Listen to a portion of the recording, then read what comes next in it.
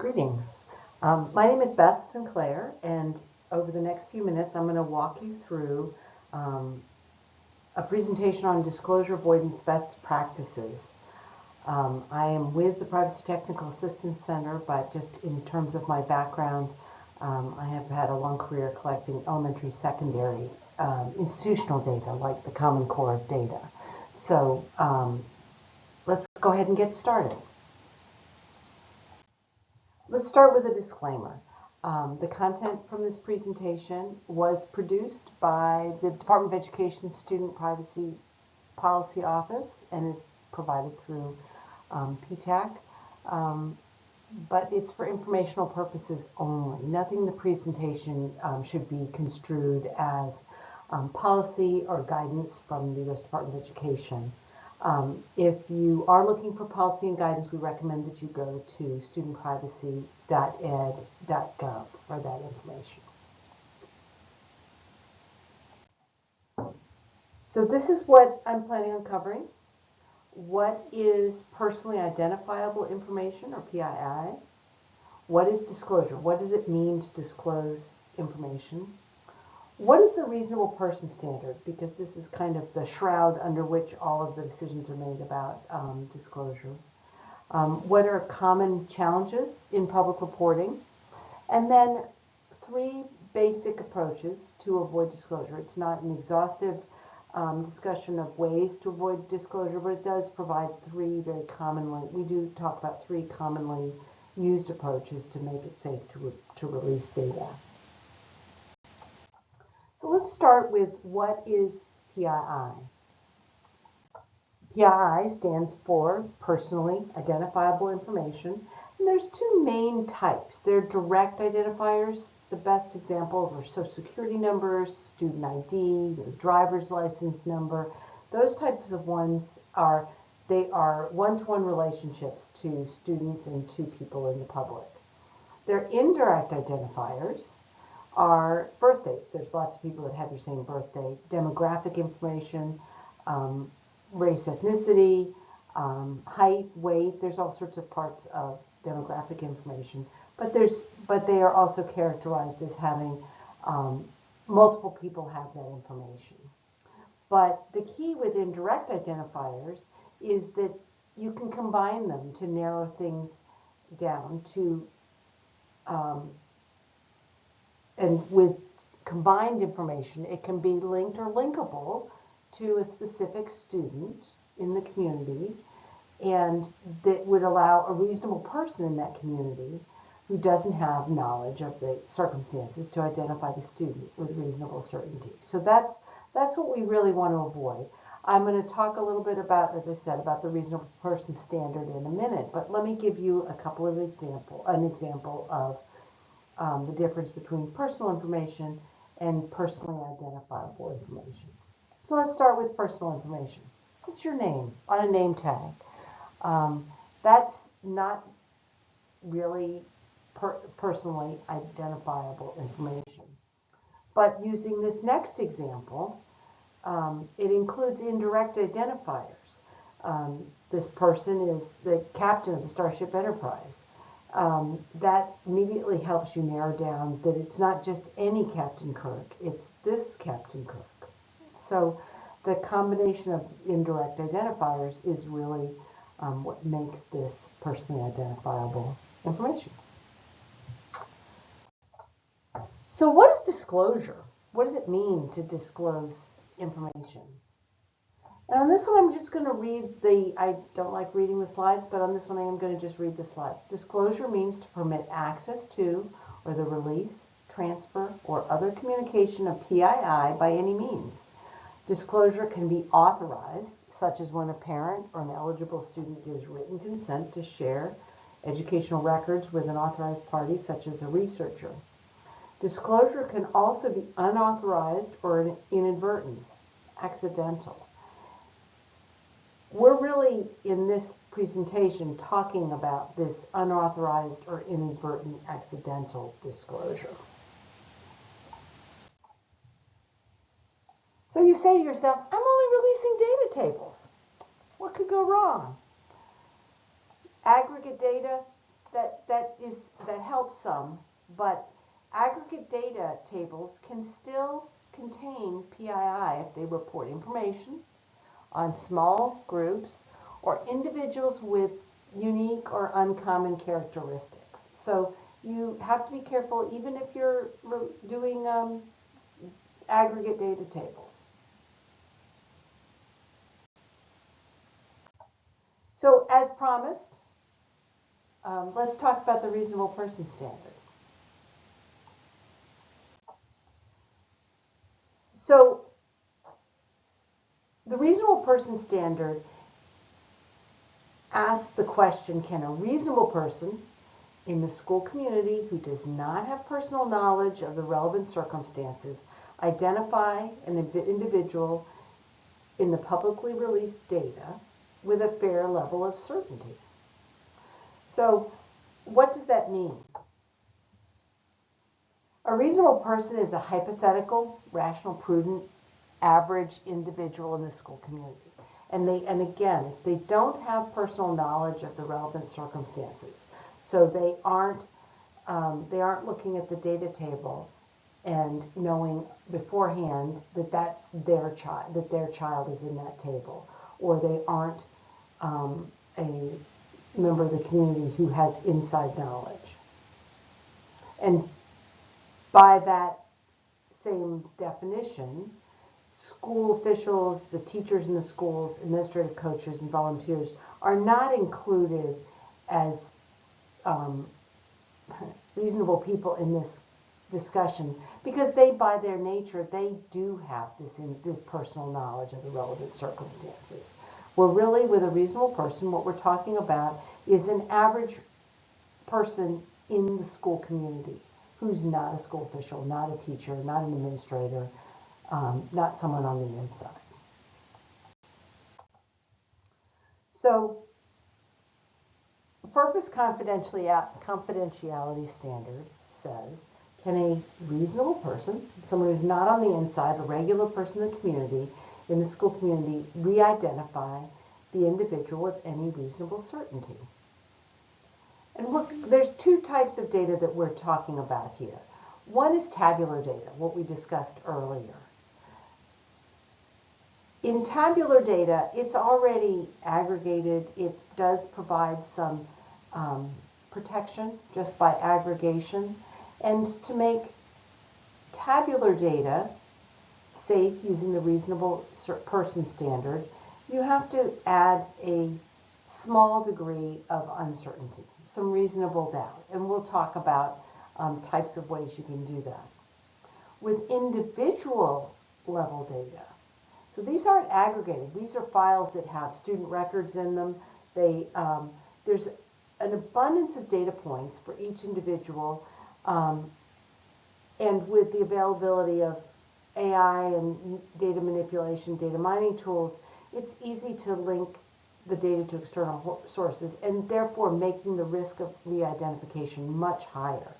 So if you're working with individual level data and you are thinking about releasing the data files, you have a really high standard to meet in order to make that data file safe to release without, but at the same time mitigating the risk of disclosure.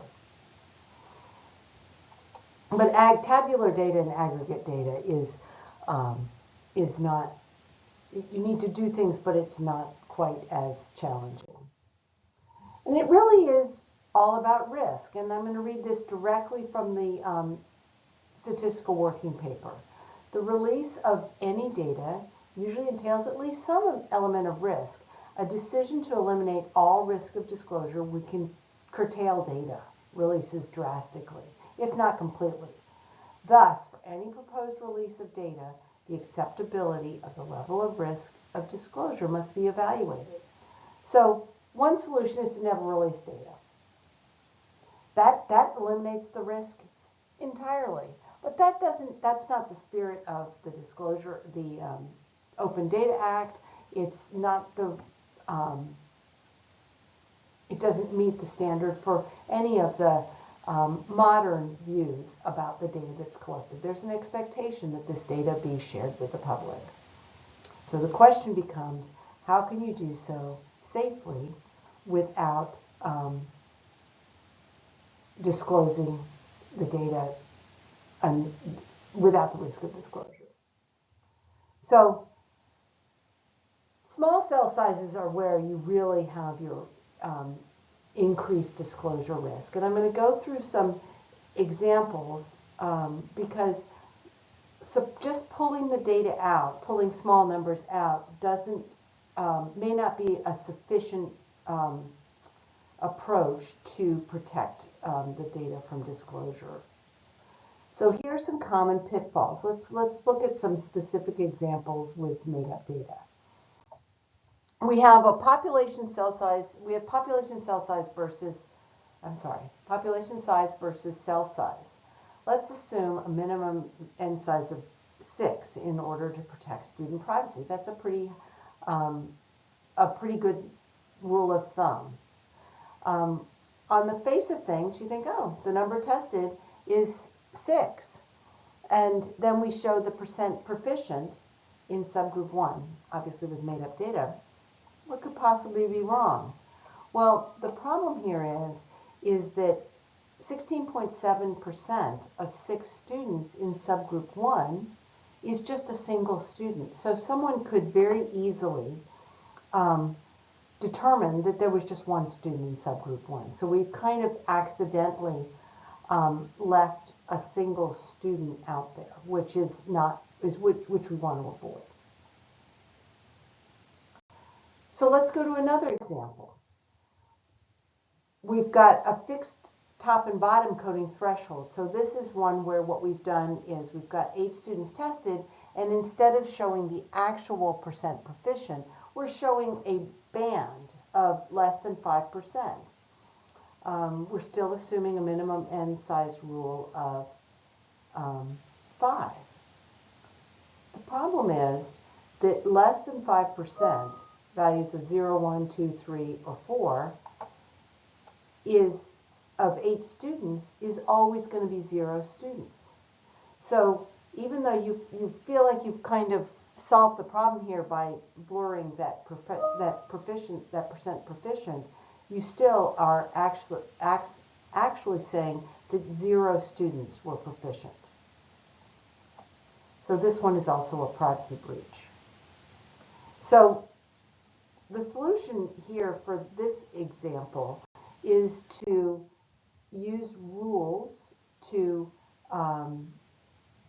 protect student privacy by blurring the percentages based on the number of students in the denominator.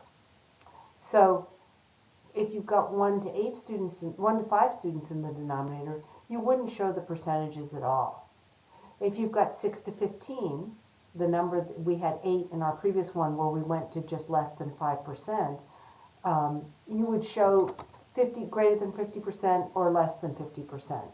You wouldn't go to the level of granularity of less than 5%.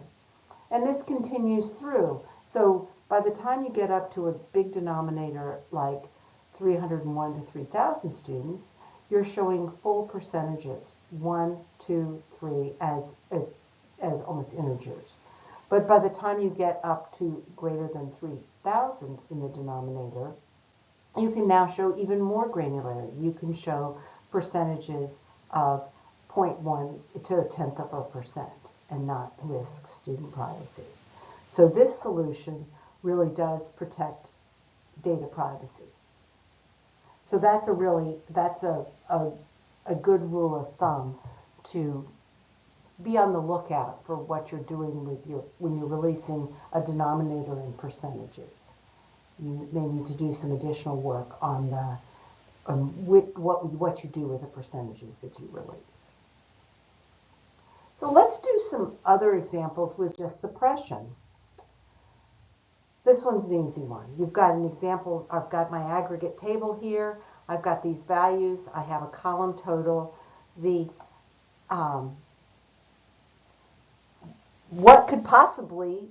pulled the smallest number out. What could possibly go wrong? Well, we've provided the column total. We've pulled a single number out. How hard is it to figure out what the starred value is? Well, it's 4 because you can tell that the starred value is 4 because that's the only value that's missing. And you can just you can add up what's there and compare it to the total and see that you're missing a 4. So that starred value must be a 4. This is a privacy breach because we're using our rule of 5. We took a 4 out, but the 4 can easily be restored by someone who wants to determine what that value is. And this is not hard given the other information that's provided. So let's change our example up a little bit. One solution would be to remove the column total. That protects student privacy, but it does kind of mess with your examples a bit.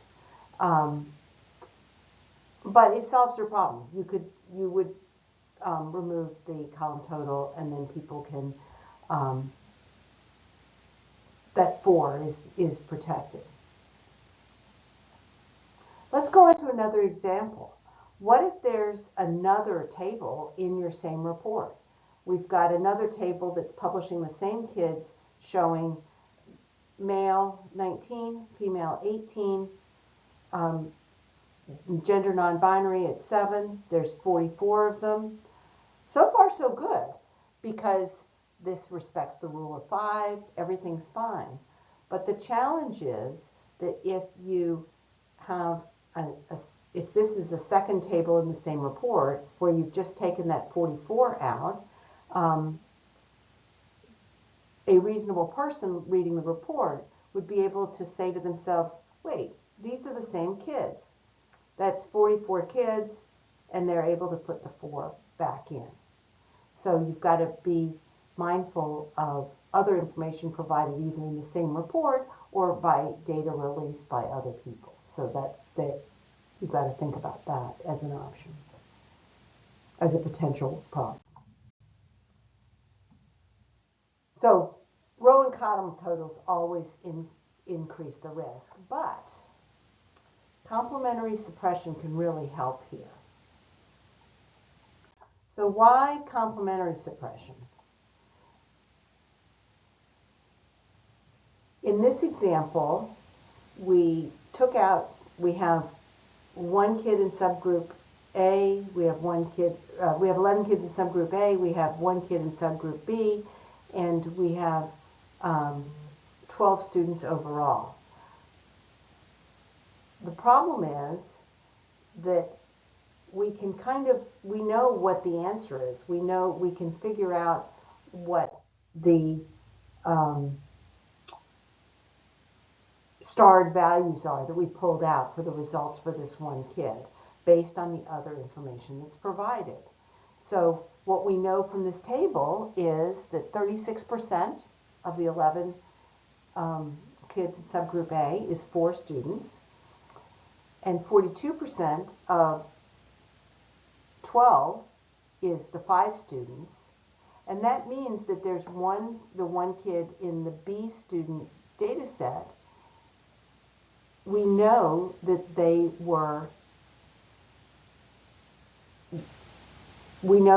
performed at the basic level.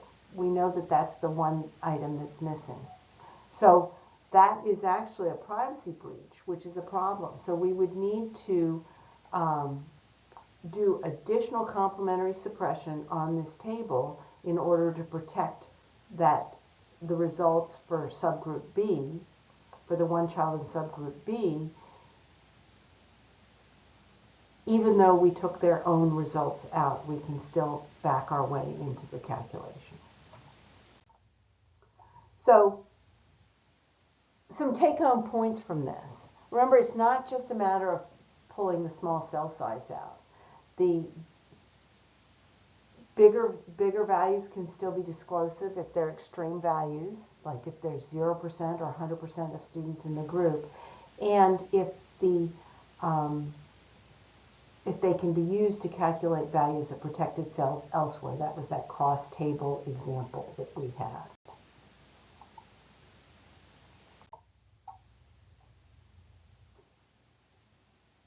And just remember that not all data are created equal. Disclosure avoidance is about risk assessment and risk mitigation. We're not going to just not release data. That's not the solution. But different types of data carry different levels of re-identification risk and require different approaches to disclosure avoidance. We talked about that earlier with the notion of aggregate tables versus a data file with individual student records and PII. So that's also another part of the take-home point. And you do also need to consider data released by others. So are other agencies and institutions releasing data? Are schools and school districts releasing data that might unlock the data that you've gone to great measures to privacy protect? Are they going to suddenly provide the column total that you removed? That's that cross-table example again. So data characteristics to consider when you're making up your plans to on how to do your disclosure avoidance. You've got snapshot versus longitudinal data. In your individual data, you've got categorical versus continuous measures. But then in your aggregate data, you've got attributes, male, female, race, ethnicity versus outcomes, the percent proficient. You've got single metrics versus composite indexes. You've got student counts, how many children are in third grade versus incident counts, which tend to be cumulative, like how many children were expelled. And then you've got thresholds versus averages, absolute percentages. These are all data characteristics that you've got to think about when you're making your plan for your disclosure avoidance. So it's best to think about your disclosure avoidance as a cycle, or a life cycle, if you will. So start with this blue arrow. You've identified from your data that you've got that you want to release. Step one is to assess whether it's got a relationship to other data. Are other people releasing this data? Is there other information that would allow people to unlock your privacy protections? Identify who the data users are and what their priorities are. Are they restricted use licenses, which is a totally different ball game? What level of detail do the data users need for the data use to be valid for them? What type of analysis are they going to be doing? Is it the public? Is it going to be researchers? That kind of thing. Discuss the disclosure avoidance options. What type of options do you have in applying the disclosure avoidance? Are you going to be releasing aggregate data because that's what data users need, or are you going to be releasing detailed student level files? You would draft your disclosure avoidance plan. You'd apply the plan. And this green box at the bottom is really important. You need to audit the results.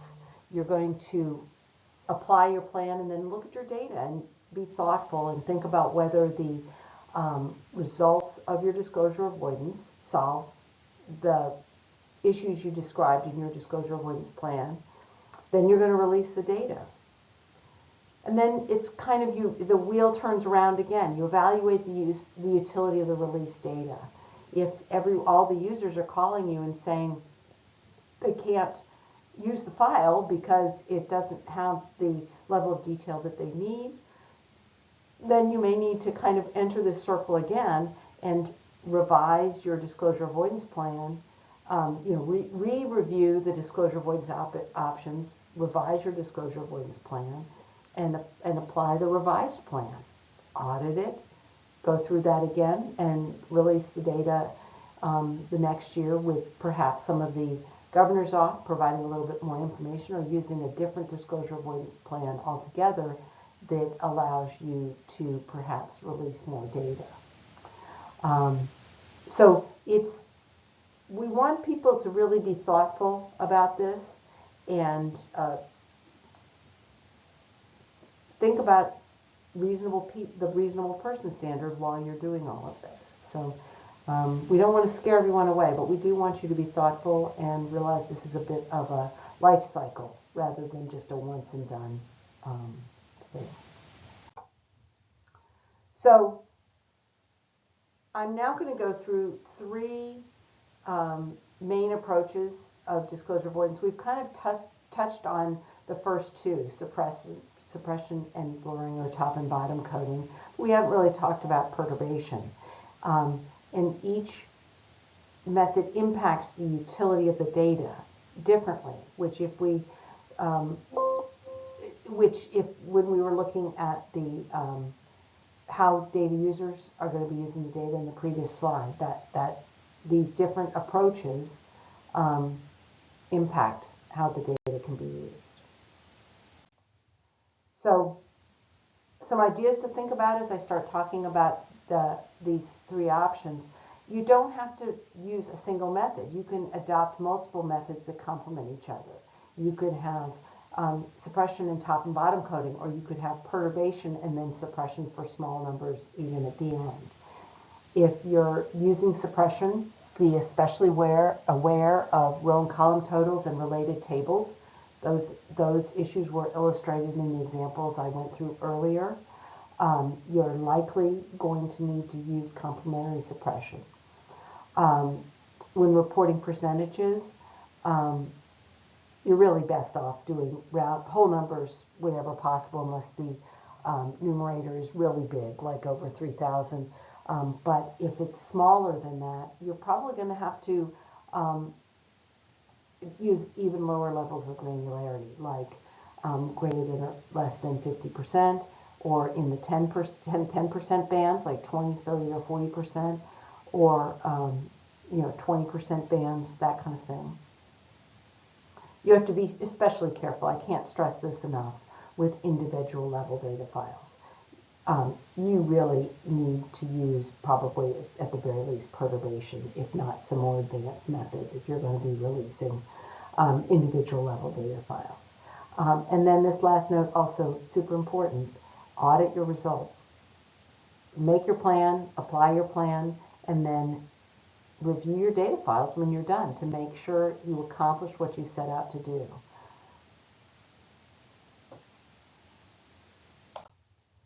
So let's talk about suppression as our first of our three examples. This is where you're removing data to prevent the identification of individuals, and that you're removing data in small cells or for individuals with unique characteristics. It is like redaction.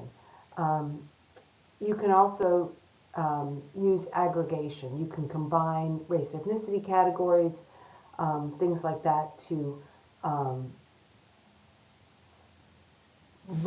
remove the exposure of small counts. The effects on the data utility. It results in very little data being released for small populations. It tends to be the same groups of kids who were suppressed every time. And you often have to suppress additional non-sensitive data in order to protect your small cells, which is the complementary suppression. It's also difficult to perform correctly, especially if you've got lots of large multidimensional tables, and if the data are available elsewhere, the suppressed data may be recalculated. That's our example we showed earlier with the 44 students in the total. If that's shown somewhere else, it often can make it easy to basically repopulate all the values you've suppressed. So suppression is very intuitively straightforward, but in practice it's challenging to implement. You can end up with a lot of data suppressed, and it's a little bit risky because data published elsewhere can unlock the data that you've suppressed. So blurring. This is it reduces the precision of what people are seeing in the tables to reduce the certainty of identification. You can do aggregation, collapsing categories into one group. You can blur your percentages. That's the one we've been playing around with during this presentation. You can use ranges of your percentages. You can use some top and bottom coding. You can use rounding. What's the impact to the user? Users can't make inferences about small changes in the data. If you have a small cell size and in year one you said less than 50% of the students performed at the basic level, when year two comes along and less than 50% performed at the basic level again, you don't really know that much about the change from prior year to current year. It really does impact your ability to do time series or cross-case analysis because you've got these bands. You still have the big picture, but you can't do these time series or cross-case analysis. This also is pretty generally low risk. The row and column totals, if they're available elsewhere, that may allow a reasonable person to unlock the actual values of the sensitive cells, though. So you do have to be careful with that as well. And finally, for perturbation, this one is making small changes to the data to prevent identification of individuals from unique or rare characteristics. So what we're talking about here is you can do data swapping, you can do noise injection, you can use synthetic data. In all of these cases, what we're doing is we're introducing uncertainty, kind of pixelating the data a little bit, if you will, so that a data user has uncertainty about any particular value in the data, but the shape of the data file basically remains the same. It's just if you zero in on specific values, no one really knows if that's the real value or if it's been pixelated, like add 1 or subtract 1, or add 2 or subtract 2, whatever your disclosure avoidance plan defines. So this can allow you to release data files that have a lot of utility, but it is inappropriate to use this for program data because it is not the actual data that was submitted. So it reduces the transparency and the credibility of the data. So you really can't use it for enforcement and regulatory purposes. But you can use this type of perturbed data for research purposes. And if someone has access to even a single state of the downside, the risk of disclosure, is that if someone has access to the original data, even for a single state, let's say you release the data for at the person level for all 50 states. If someone has a single state's data, real data, not perturbed, they may be able to reverse engineer the perturbation so that they can unlock the rest of the data. They can determine what approach was used in the state that they have the real data for, and then apply that and understand what the rest of the file was before perturbation. So that's a little bit risky. You do have to be careful with that, but it does produce a data file that for research use has much more utility. So yes, those are the three types of the three main types of techniques that are used to make data files and aggregate tables releasable with minimizing the risk of disclosure using the reasonable person standard. So I want to make a pitch for you to subscribe to the PTAC newsletter. There's the link down there for that. The Department of Education releases new material all the time on the subject, and there's also best practices material, there's policy guidance and letters. So we really recommend subscribing to the newsletter to get the latest and greatest information on this. If you have follow-up questions, we recommend that you contact PTAC. You can contact us by phone, you can contact us by email, and you can contact us through the PTAC website. So all three of those contact options are available here on the screen. And finally, we do really appreciate your feedback. We would really like you to scan the QR code and provide feedback on this webinar through the link that will come up when you scan the QR code. But we also appreciate your time and your input. So feel free to contact us at studentprivacy.ed.gov. And thank you very much for your time.